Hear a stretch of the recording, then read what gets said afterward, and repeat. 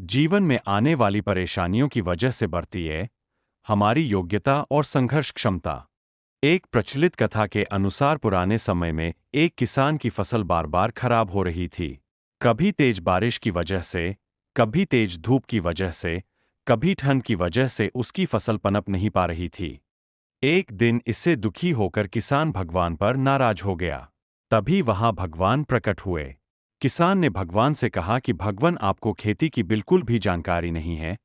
आपकी गलत समय पर बारिश कर देते हो, कभी भी तेज धूप और ठंड बढ़ा देते हो।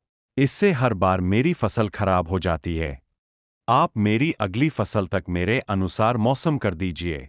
जैसा मैं चाहूं वैसा ही मौसम रहे। ये बातें सुनकर भगवान ने कहा कि ठीक, अब से ऐसा ही होगा। ये बोलकर वे अंतर्ध्यान हो गए। अगले दिन से किसान ने फिर से गेहूं की खेती शुरू कर दी। अब जब वह बारिश चाहता था तब बारिश होती, फसल के लिए जब उसे धूप की जरूरत होती तब धूप निकलती।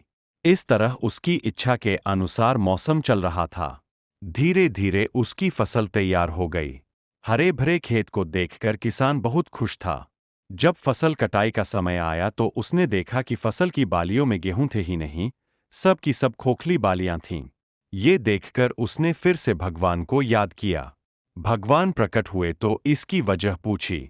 भगवान ने कहा कि तुम्हारी फसल ने बिल्कुल भी संघर्ष नहीं किया है, इसी वजह से ये खोखली हो गई है। जब फसलें तेज बारिश में, तेज हवा में खुद को बचाए रखने का संघर्ष करती है, तेज धूप से लड़ती है, तभी उसमें दाने बनने की प्रक्रिया शुरू होती है।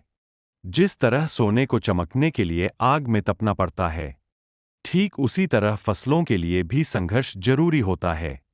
ये बात किसान को समझ आ गई और उसे अपनी भूल का एहसास हो गया। कथा की सीख। इस कथा की सीख यह है कि जब तक हमारे जीवन में बाधाएं नहीं आती है, तब तक हमारी प्रतिभा में निखार नहीं आता है।